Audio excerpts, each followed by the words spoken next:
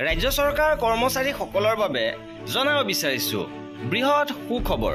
পুনৰ কৰ্মচাৰীসকলৰ বাবে দৰমহা বৃদ্ধি সন্দৰ্ভত দুটাকৈ ডাঙৰ আপডেট আহিছে।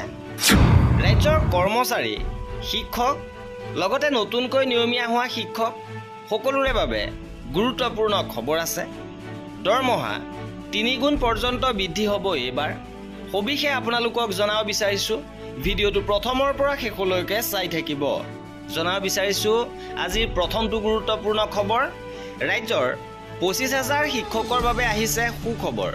জুলাইৰ পৰাই তেওঁলোকৰ বৃদ্ধি হ'ব বাৰ্ষিক বেতন।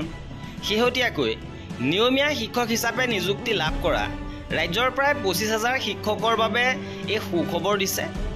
ৰাজ্য চৰকাৰে নিৰ্দেশযোগে তেওঁলোকৰ বাৰ্ষিক বেতন চলিত জুলাই মাহৰ পৰাই বৃদ্ধি হ'ব বুলি ঘোষণা কৰিছে। উল্লেখযোগ্য যে বিগত বৰ্ষত নিয়মীয়া শিক্ষক হিচাপে নিযুক্তি লাভ কৰা ৰাজ্যৰ এই 25,000 ঠিকাভিত্তিক শিক্ষক নিযুক্তিৰ সময়ত ৰাজ্য চৰকাৰে কিছু নিয়ম বান্ধি দিছিল। সেই অনুসৰি তেওঁলোকৰ বাৰ্ষিক বেতন অহা বৰ্ষৰ জুলাই মাহত বৃদ্ধি কৰা হ'ব বুলি পূৰ্বতে নিৰ্দেশ দিয়া হৈছিল। কিন্তু ৰাজ্যৰ শিক্ষা বিভাগৰ সচিব নাৰায়ণ কোঁৱৰে এক জাননীযোগে চলিত জুলাই মাহতে আন কৰ্মচাৰীৰ দৰে উক্ত শিক্ষকসকলৰো বাৰ্ষিক বেতন বৃদ্ধি কৰা হ'ব বুলি ঘোষণা কৰিছে। আৰু এয়া নিশ্চয় এই নতুনকৈ নিয়মীয়া হোৱা শিক্ষকসকলৰ বাবে সুখবৰ আহিছে। ইপিনে দৰমহা বৃদ্ধিক লৈ আন এটা সুখবৰ আহিছে যে এবাৰ 2 গুণ নহয় 3 গুণ বৃদ্ধি হ'ব দৰমহা। মোদী চৰকাৰৰ কৰ্মচাৰীসকলৰ 3 গুণ বেতন বৃদ্ধি চৰকাৰৰ ফালৰ পৰা ঘোষণা কৰিছে। অষ্টম দৰমহা আয়োগ সন্দৰ্ভত ডাঙৰ খবৰ দিছে যে বেচিক দৰমহা 18,000 টকাৰ পৰা 51,000 টকালৈকে বৃদ্ধি হ'ব। আৰু অষ্টম বেতন আয়োগ খুব শীঘ্ৰে কাৰ্যকৰী হ'ব। জানুৱাৰী 2026 পৰা কাৰ্যকৰী হ'ব অষ্টম বেতন আয়োগ।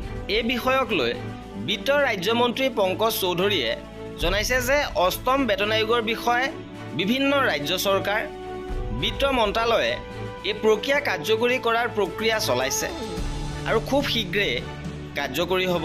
নতুন বেতন আয়োগ কাৰ্যকৰী হ'লে সেই বেতন আয়োগৰ পৰামৰ্শমতে কেন্দ্ৰীয় চৰকাৰ কৰ্মচাৰী আৰু পেঞ্চনাৰসকলৰ বেতন নিৰ্ধাৰিত হ'ব।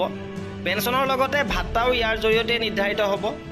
আৰু এই ক্ষেত্ৰত উল্লেখযোগ্য যে ডাক্তৰ ৱালেছ এক্ৰয়েডে জীৱনৰ ন্যূনতম মজুৰি গণনাৰ বাবে যি সূত্ৰ প্ৰকাশ কৰিছিল সেই সূত্ৰমতে কৰ্মচাৰীসকলৰ দৰমহা নিৰ্ণয় কৰা হ'ব।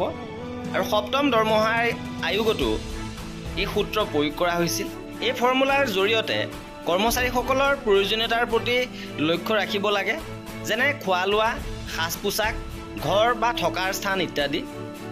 আৰু অনুমান কৰা হৈছে যে অষ্টম বেতন আয়োগ কাৰ্যকৰী হ'লে বৃহৎ পৰিমাণত বেতন বৃদ্ধি হ'ব। আৰু এই ফৰ্মুলা প্ৰয়োগ কৰিলে 18,000ৰ পৰা 51,480 টকা পৰ্যন্ত বাঢ়িব পাৰে বেচিক দৰমহা। আৰু তেনেধৰণে ন্যূনতম বেচিক পেঞ্চন 9,000 টকাৰ পৰা 25,740 টকালৈকে বৃদ্ধি হ'ব।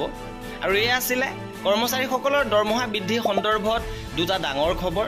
কৰ্মচাৰী আৰু পেঞ্চনাৰৰ প্ৰতিটো আপডেট পাই থাকিবৰ বাবে আমাৰ চেনেলটো ছাবস্ক্ৰাইব কৰি ৰাখিব। ভিডিঅ'টো শেষলৈকে চোৱাৰ বাবে বহুত ধন্যবাদ।